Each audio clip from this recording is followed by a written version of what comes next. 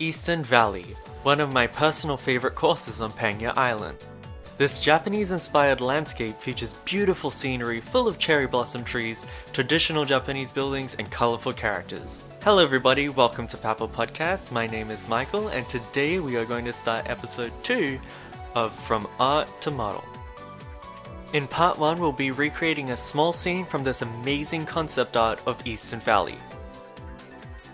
As you can see, the course once had a very different look to it. I've always wanted to explore what Eastern Valley could have looked like if it followed some of its older concepts, so without further ado, let's go from art to model.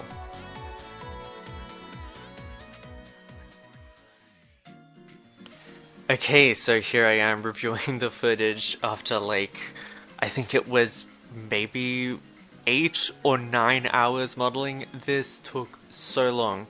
And that's why you'll see I have to actually split this up into 3 parts just for this Eastern Valley concept piece, because it took a long time, and even after everything sped up, and as you can see this is going very fast, it's currently at 100 times speed or something like that, it is still incredibly long. This whole video will be about 14 minutes, which is insane. So this is only part 1, there'll be 3 parts.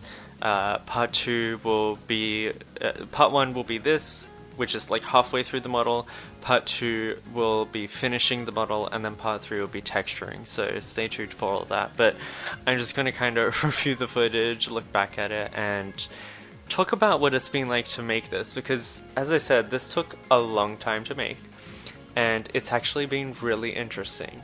I mean, I tend to enjoy all of this stuff because it's Pangyas related, and it's modeling, but I learned a few things while doing this project, and I think I learned a few things about Pangyas, and I learned a few things about modeling as well. And as you can see, the roof that I'm doing right here, I kind of learned a new technique in terms of making sure everything's lined up correctly, and tiling the textures and the models to make sure that it looks like a really detailed roof.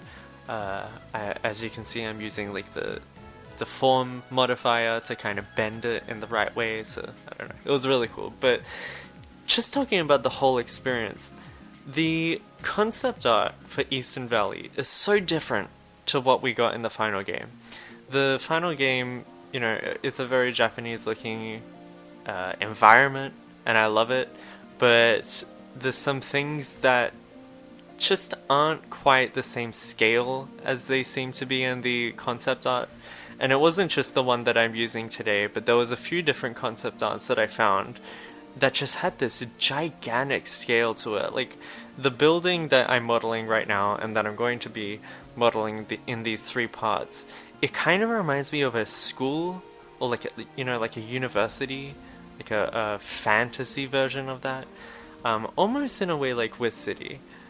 And the way that they've depicted it in the art is so cool. It looks so grand, and you can kind of see the fairway is only a tiny portion of the whole environment, and I really love that, and I hope that comes across well in the final piece, and I think you'll kind of see parts of that.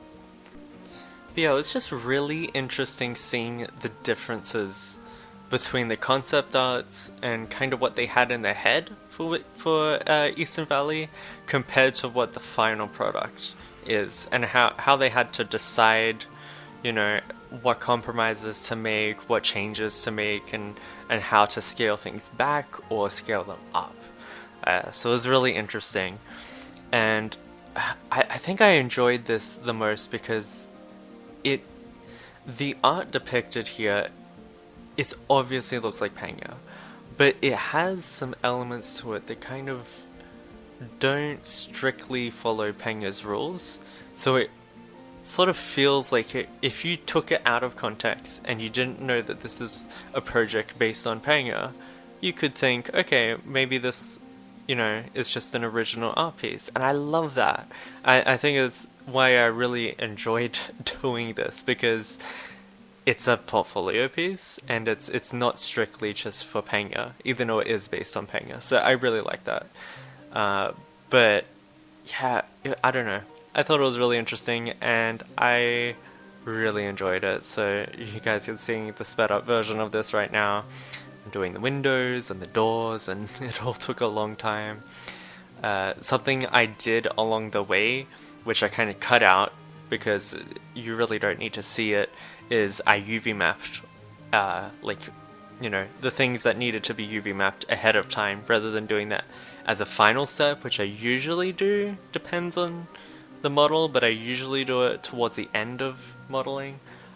With this project, I kind of did it as I went, because especially things with the tiles, I had to model just the normal tile itself, the like round bit and then the curved bit, and then I UV mapped that, made that a texture, and then tiled the tiles.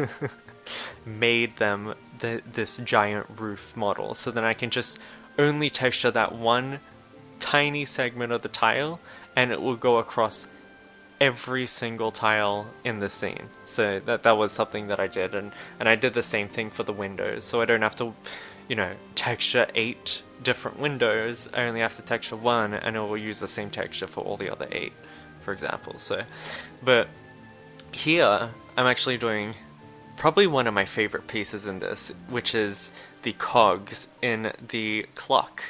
So in the concept art, and in Eastern Valley in general, there's these clocks everywhere, and I think that's kind of something that's traditional in Pangyas art. Like, there's lots of almost steampunk looking things. There's clocks and cogs and all sorts of things, and it looks really cool. But this one, I did those 3 cogs turning. The outer rim I'm going to texture with the numbers, and then you'll see in a second I'm just making the centerpiece for what I'm going to model here, which is the handle, the little time handle. So this is the hour handle, and then there's going to be the smaller one, which is the minute. So yeah, I love clocks. I have like a watch collection, but I really like how this clock turned out, and I think it's going to look really great textured. Can't wait for you guys to see that. It's amazing. It's so good. But yeah, so we're almost at the point where the first kind of house, I guess you could call it, is finished. I'm just doing the back, and then kind of using a symmetry modifier to make sure everything's symmetrical. Kind of do like half the work, is what I say. So here I'm just making sure it's all symmetrical, and then copying it, because it's always good to have a copy, so then you can just reference it later. So now, if you look at the concept art, you can see that the building that I'm modeling has kind of like a building to the left, a smaller version in the center, and then the identical one to the right. And then connecting it is this roof that goes like horizontal. So that's kind of what I'm doing here. And I noticed that it wasn't curved, so I had to kind of straighten it out, but still have it a bit more organic. So it's got a bit of shape in there, and I just made sure it's all symmetrical and all that. So that's what I did here. And then I just built the wall across there, and I had to UV map all of the center walls separately, because I didn't want them to use the same texture set as the first one. It didn't make sense to use it that way, so I did that.